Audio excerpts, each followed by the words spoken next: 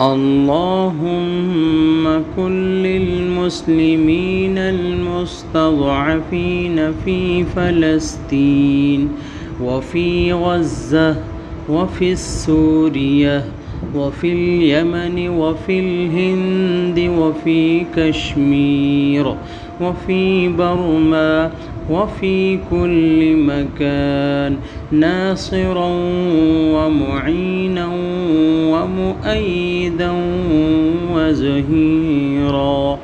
اللهم فرج همهم ونفس كربهم واشف جرحاهم وتقبل شهداءهم وارحم موتاهم واخلفهم في أهلهم وذرياتهم. اللهم اجمع كلمتهم على الحق ووحد صفوفهم وارزقهم نصرا عزيزا. اللهم عليك بأمريكا وإسرائيل ومن والاهم. اللهم زلزل أقدامهم وفرق جمعهم وشتت شملهم واجعل كيدهم في نحورهم.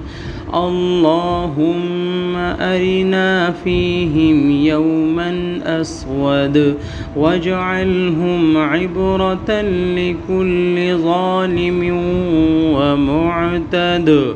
اللهم أهلك جبابرتهم وأذل قوتهم وأبطل أسلحتهم وصب عليهم غضبك وعقابك. اللهم لا ترفع لهم راية ولا تحقق لهم غاية واجعلهم غنيمة لعبادك المجاهدين.